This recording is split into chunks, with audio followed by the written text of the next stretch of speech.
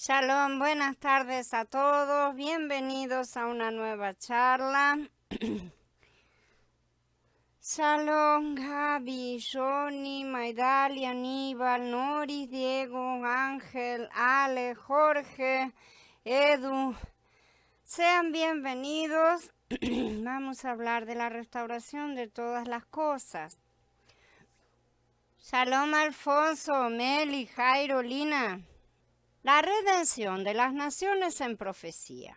La señal de Yoná, primera parte. Hemos estudiado las dos palomas y las dos cabras, ¿se acuerdan? Y cómo se relacionan con las dos obras de Mashiach. Las palomas representan la limpieza de la lepra y las cabras nos muestran la limpieza del santuario.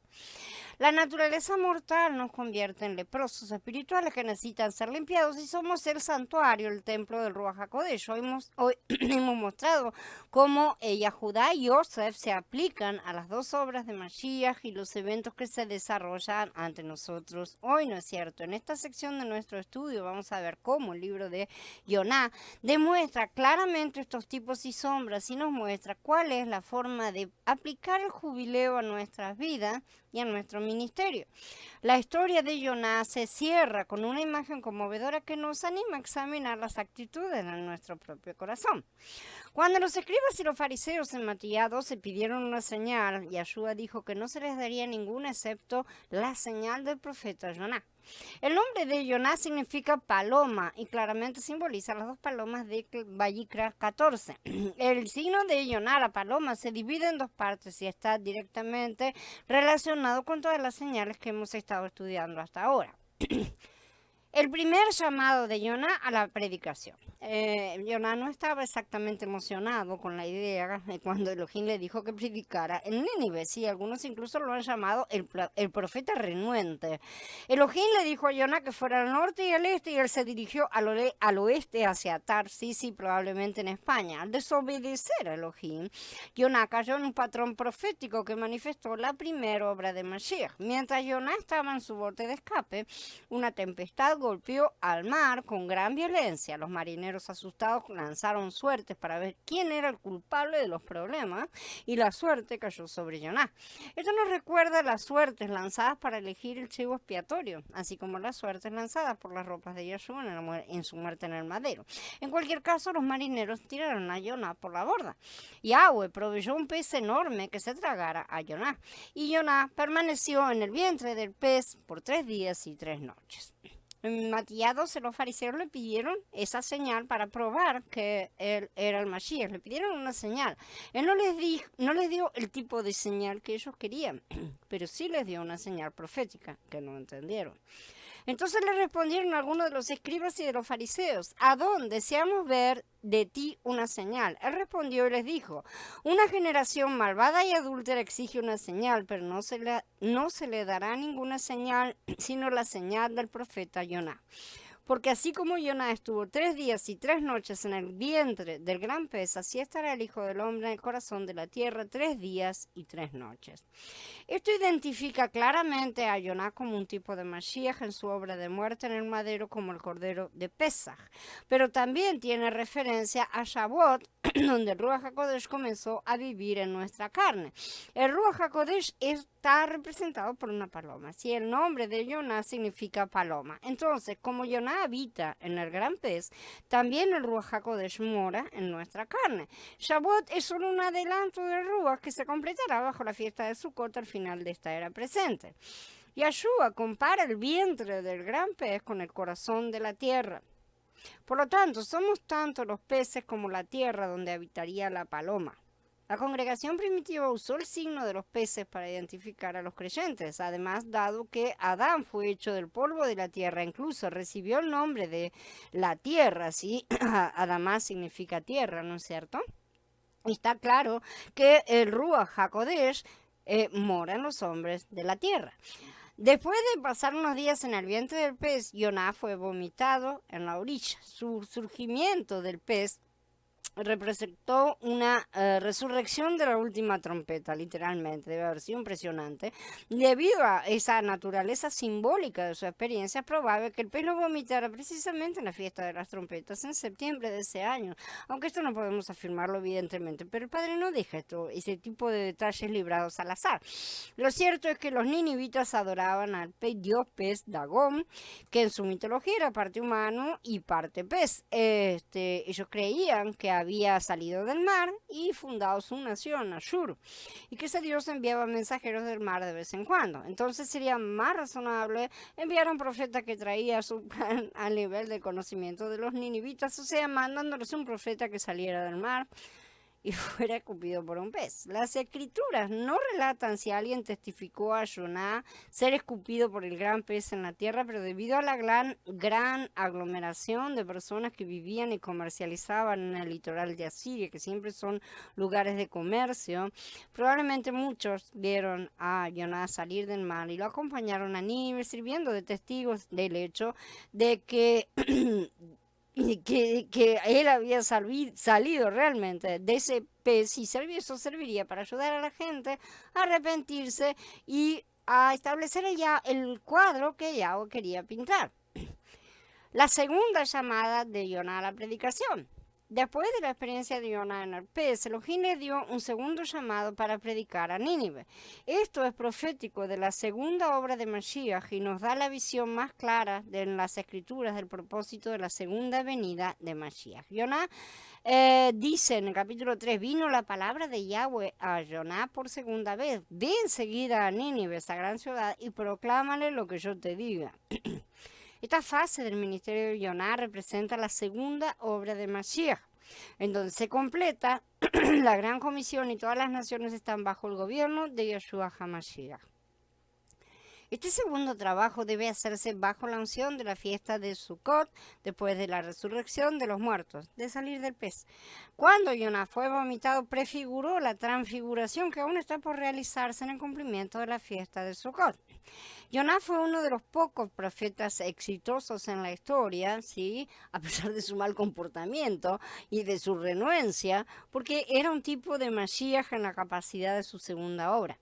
Sin duda, la experiencia de Jonás hizo que los ninivitas pensaran que él era un profeta enviado por su dios pez.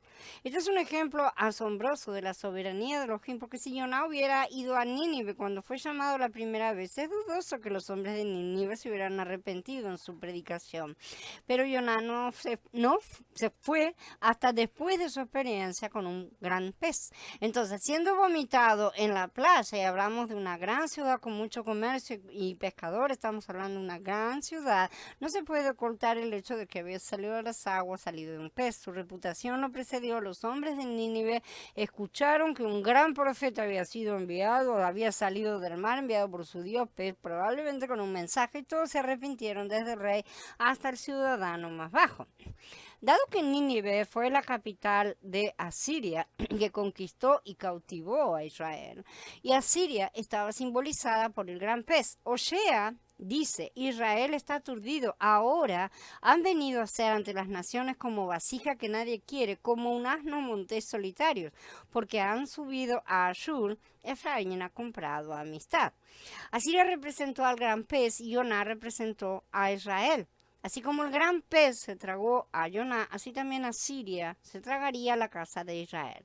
Jonás sabía que eso sucedería, por eso no quería predicar a la vez Sorá en Asiria. ¿Sí? Él no quería que se arrepintieran, porque no quería que Elohim tuviera misericordia de esa nación enemiga. Así que tomó un barco a Tarsis y al hacerlo se sometió sin saberlo al proceso de capacitación que lo convertiría en un tipo de Mashiach en su primer trabajo. Y pasó el tiempo que tenía que pasar debajo de la tierra o escondido de la luz, digamos, por así decir. Shalom, Claudio. La redención de las naciones en profecía, segunda parte, la señal de Jonás, segunda parte.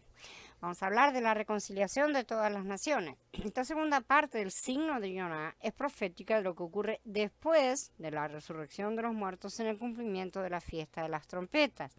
La salida de Yoná desde el vientre del pez, o sea, el corazón de la tierra, representa la resurrección de los muertos en la última trompeta.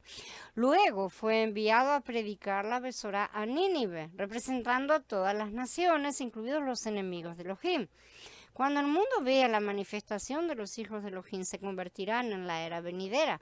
Luego se cumplirá la profecía de Yeshayá 2 que ya leímos y todos se acercarán para aprender justicia.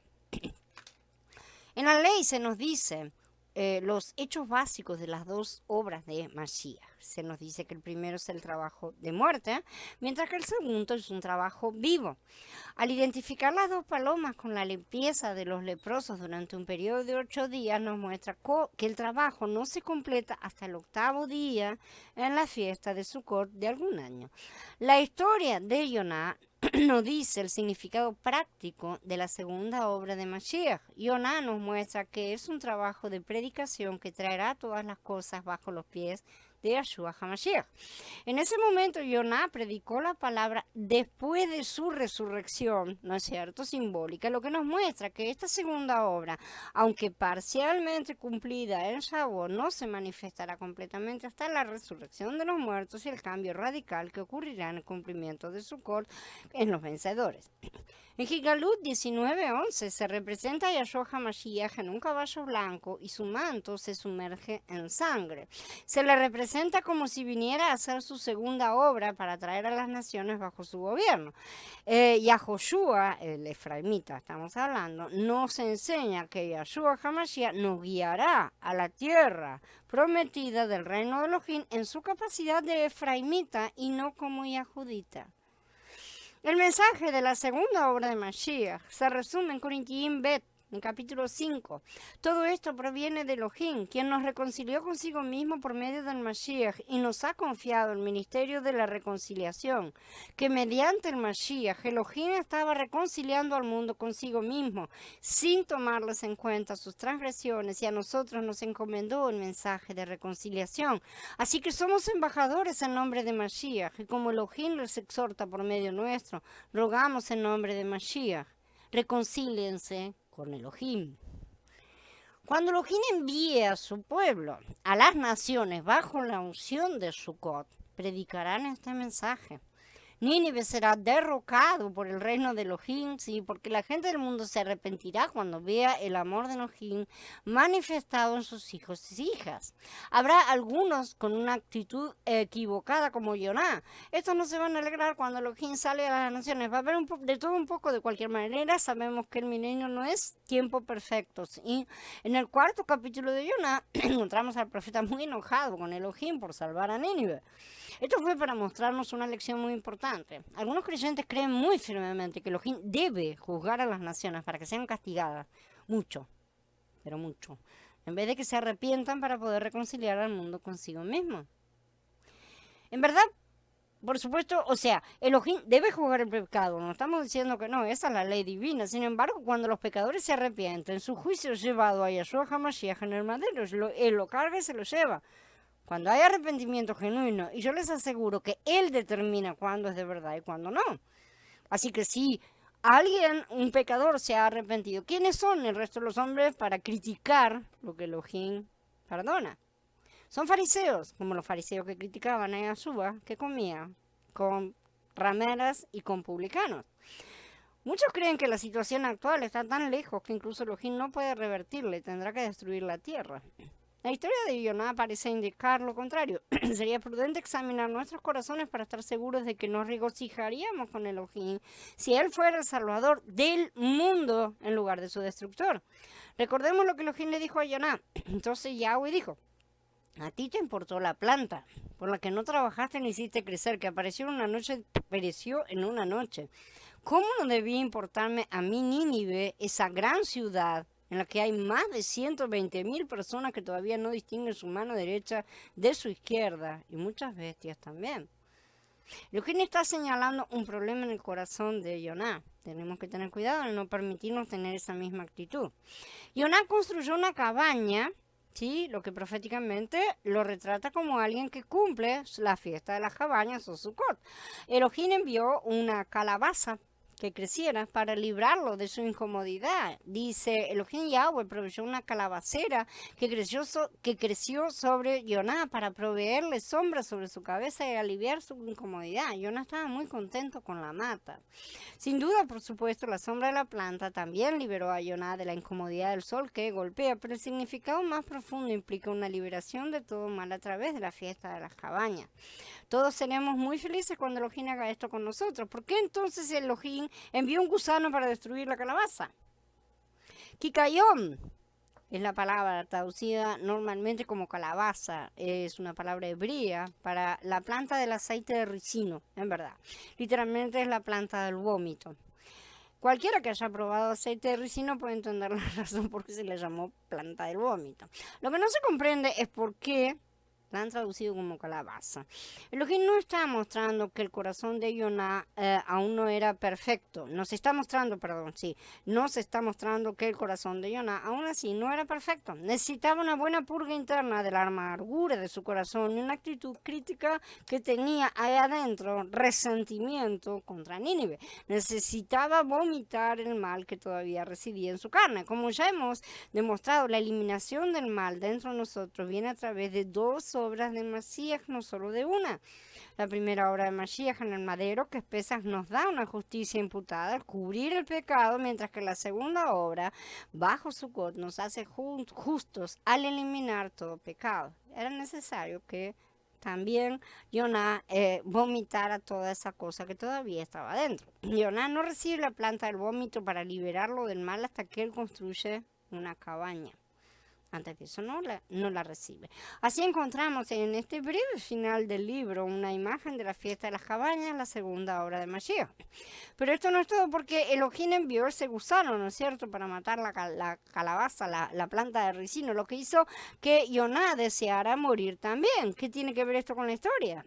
Pero a la mañana del día siguiente, Elohim proveyó un gusano que atacó la mata de manera que se secó.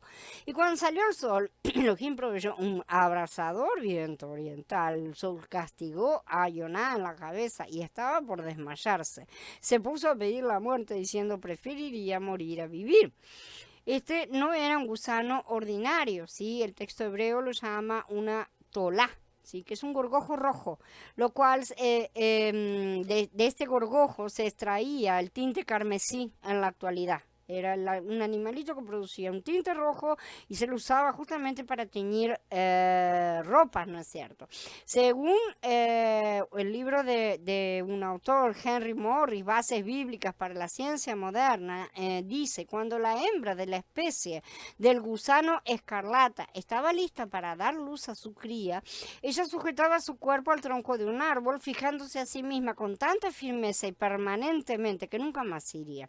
Los huevos depositados debajo de su cuerpo eran así protegidos hasta que las larvas se incubaron y pudieron entrar en su propio ciclo de vida. Cuando la madre murió, el líquido carmesí tiñó su cuerpo y la madera circundante. De los cadáveres de tales gusanos escarlata hembras se extrajeron los tintes rojos de la antigüedad para fines comerciales. Esto nos dice que el gusano en la historia de Yoná manchó la cabaña de color carmesí cuando dio su vida para producir descendencia. ¿No existe una imagen perfecta de Mashiach, quien dio su vida para traer a muchos hijos a la gloria? El Mismor 22:6 profetiza de Yahshua HaMashiach y su muerte en el madero diciendo, soy un gusano, tolá es la palabra, y no un hombre, un reproche de hombres despreciados por el pueblo. Cuando Yahshua murió, su sangre manchó el madero, así como el color carmesí del gusano tiñó el tronco de la planta en los días de Yoná. Hay un segundo significado todo esto también. En la segunda obra de Mashiach, representada por la segunda paloma, en Vayikra 14, encontramos que la segunda paloma fue sumergida en la sangre de la primera paloma que había sido muerta, ¿no es cierto? Del mismo modo, encontramos que el gusano muere, luego tiñe la planta que estaba unida a la cabaña. En otras palabras, la segunda obra de Mashiach en Sukkot se basa en la primera obra del madero de Pesaj. Juntos, estos dos trabajos o ministerios van a traer la liberación del mal que está dentro de todos nosotros. En la historia de Yoná, el profeta se sentó bajo una cabaña, pero el mal en su corazón no fue expuesto y cubierto por la sangre hasta que llegó el gusano y destruyó la planta. Entonces se manifestó su corazón. Incluso su deseo de morir es profético, ya que nos muestra el camino de la vida y la perfección es a través justamente de la muerte de la carne. Esa carne debe morir. Debemos identificarnos con la muerte de Mashiach en el madero antes de poder identificarnos con él en su segunda obra. Finalmente hay una conexión entre la planta, ¿no es cierto?, de ricino y Nínive. Un gran pez se tragó a Yoná y luego lo vomitó en la orilla, simbolizando la muerte y resurrección de Yeshua. El segundo llamado de Yoná a predicar a Nínive, él va a la ciudad de los peces. Nínive es la ciudad de los peces. Luego se sienta en una cabaña que simboliza la fiesta de Sukkot. Aquí el profeta se sienta debajo de la planta del vómito para ser perfeccionado. En ambos casos, el vómito representa la resurrección porque Yoná era un tipo de Mashiach. Así como Yoná pasó 3 días en el vientre del pez, así también Yeshua pasó 3 días en el corazón de la tierra. Hay un sistema opresivo en el mundo que se llama proféticamente Nínive, Egipto, Babel. La historia de Yoná es una profecía de que la segunda obra de Mashiach traerá el arrepentimiento al mundo y la salvación de todas las personas. Yoná no quería verlos salvados. Se quejó amargamente cuando Elohim no destruyó la ciudad. En esa actitud dejó de ser un tipo de Mashiach, se hizo más como muchos creyentes. No debemos estar amargados cuando Elohim hace esta obra maravillosa. Vamos a exigir que Elohim destruya a estos pecadores y les dé lo que merecen según nuestros propios ojos, o nos vamos a alegrar de su liberación. Esta mala actitud surge del mal centro que está aquí adentro de nuestros corazones, ¿no es cierto? Debe morir con todas las actitudes carnales. Solo cuando nuestro corazón sea correcto y cuando veamos a Nínive como Elohim la ve, vamos a estar listos para llevarles la besorá del reino en un corazón de amor verdadero. Necesitamos ampliar nuestra visión de amor y no circunscribirnos únicamente a amarnos dentro del cuerpo.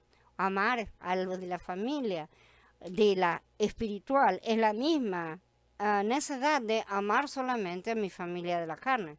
Es una limitación. Si ustedes hacen eso, ¿qué hacen más que los demás? Que hacen más que los incrédulos. Ellos también aman a los suyos, dijo Yeshua. Entonces necesitamos ampliar y ver las cosas con los ojos de Yeshua. La fiesta de Sukkot está diseñada para preparar nuestros corazones completamente para ese ministerio de la reconciliación del mundo. Shalom, Eugenia. La redención de las naciones en profecía, tercera parte, la roca de Daniel. En el segundo capítulo de Daniel, el rey Nabucodonosor de Babel tuvo un sueño profético acerca de una gran imagen con una cabeza de oro, brazos de plata, vientre de bronce, patas de hierro y pies de hierro mezclados con arcilla. Daniel interpretó el sueño y le dijo al rey que las diferentes partes de la imagen representaban reinos terrenales.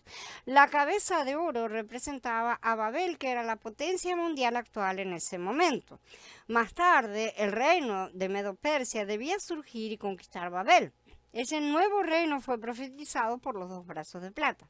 Después de esto, la nación de bronce de Grecia, liderada por Alejandro Magno, conquistaría Medo-Persia.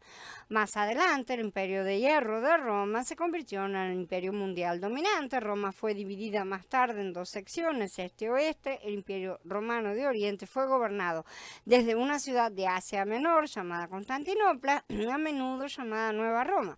El imperio romano de Occidente fue, por supuesto, gobernado desde la antigua Roma en Italia. Si bien hay diversas opiniones con respecto al cumplimiento preciso del sueño de Nabucodonosor, está claro que los diversos metales representan las diferentes fases políticas de una sucesión de imperios mundiales. El hecho de que todos estos imperios estén representados en una sola imagen en el sueño nos dice cómo los ve Elohim. Ciertamente son imperios diferentes, pero representan un periodo de tiempo unificado, con un principio y un fin. Y por este motivo los vemos unidos en la bestia final que surge en Kilgalú, que tenía partes de cada una de las bestias antes mencionadas. Al final de la época de estos imperios, una roca no cortada por manos humanas debía golpear la imagen en sus pies y comenzar a pulverizar toda la imagen hasta convertirla en polvo. El sistema de imperios mundiales del hombre entonces tiene que volar al viento, dejando solamente la piedra que crece hasta que llena toda la tierra. La roca es la única cosa que permanece. Algunos dicen que la roca representa a Yahshua HaMashiach, pero Daniel 2:44 interpreta que la piedra es el reino de Elohim. En los días de aquellos reyes, el Elohim del cielo establecerá un reino que nunca será destruido, y ese reino no será dejado para otro pueblo. Aplastará y pondrá fin a todos estos reinos, pero durará para siempre. En otras palabras, se acerca el día en que el reino de Elohim reemplazará los reinos de los hombres. La tierra será gobernada en justicia por las leyes de Elohim en lugar de por las injusticias y a menudo las leyes arbitrarias y contradictorias de los hombres. En Gigalut 11 habla de un día en el que todas esas naciones terrenales serán anexadas al reino de Elohim. El séptimo Malach tocó la trompeta y en el cielo se oyeron grandes voces que decían: el reino del mundo ha venido a ser de nuestro soberano y de su Mashiach. Él reinará por siglos y siglos. Muy a menudo leemos los salmos sin entender realmente el significado de estas palabras o significado o su mensaje profético. Teniendo en mente la visión bíblica de todas las naciones en su misión, a Yahshua HaMashiach en su reino, vamos a ver algunos de estos salmos, empezando por el Mizmor 66:4. Toda la tierra te adorará y cantará alabanzas a ti, cantarán alabanzas a tu nombre. Mizmor 67 también es magnífico y dice: que Elohim tenga compasión de nosotros y nos bendiga, que nos muestre su favor, para que se conozca tu voluntad en la tierra, que y entre todas las naciones tu liberación, que todos los pueblos te alaben, oh Elohim, que te alaben todos los pueblos, que se alegren y se regocijen las naciones, porque diriges a los pueblos con equidad y guías a las naciones de la tierra. Que todos los pueblos te alaben, oh Elohim, que te alaben todos los pueblos. Que la tierra produzca su fruto, que Elohim, nuestro Elohim, nos bendiga. Que Elohim nos bendiga y que lo reverencien todos los confines de la tierra. El Mizmor 72 dice: delante de él se postrarán todos los reyes, todas las naciones le servirán. Que su nombre sea eterno, que mientras dure el sol se hable de su nombre y los hombres se bendigan en él. Que todas las naciones lo proclamen feliz. Bendito sea Yahweh Elohim, el Elohim de Israel, el único, que hace maravillas. Bendito sea su glorioso nombre para siempre y toda la tierra se llene de su gloria. Así sea. Amén.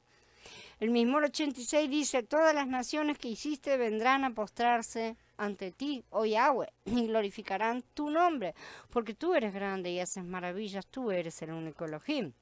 Se acerca el día en que todas las naciones verán, que el camino hacia la libertad, la paz, la prosperidad es hacer de Yahshua HaMashiach su rey y adoptar la ley divina como la ley de la tierra. Una por una, todas las naciones de la tierra harán esto, hasta que su reino llene toda la tierra, como la gran piedra que el profeta Daniel predijo, ¿no es cierto? Y Yeshaya también previó ese día cuando escribió: en los días venideros el monte de la casa de Yahweh quedará afirmado por sobre las montañas, más elevado que las colinas. Todas las naciones lo contemplarán con gozo y muchos pueblos vendrán y dirán: vengan, subamos al monte de Yahweh, la casa de Elohim, del Elohim de Jacob, para que Él nos instruya en sus caminos y para que caminemos por sus sendas. Porque de Sión saldrá la Torá y de Jerusalén la palabra de Yahweh. Así Él juzgará entre las naciones y arbitrará entre los muchos pueblos y forjarán sus espadas en rejas de arado y ya nunca más habrá guerra y habrá paz. Este será el gran Shabbat de la primera semana de milenio sobre la tierra, donde Elohim declara un tiempo de descanso del trabajo impuesto a todas las naciones a causa del pecado de Adán. El propósito del Shabbat no es ser un momento de ociosidad, sino liberarnos para que nos ocupemos de los asuntos de nuestro Padre. Al contrario, es una época de gran trabajo. Es el momento de aprender los caminos de Elohim, no solo unos pocos individuos o pequeños grupos de congregaciones por aquí separados, sino prepararnos para llevarlo a toda la tierra. Bien. Habiendo terminado ahora, agradezco a todos por su presencia. Abba siga bendiciéndonos. Abba siga ampliando nuestras mentes para entender estas cosas y nos traiga todo lo que necesitamos tener para poder estar avanzando en sus caminos como Él desea que andemos. Shalom a todos, hermanos.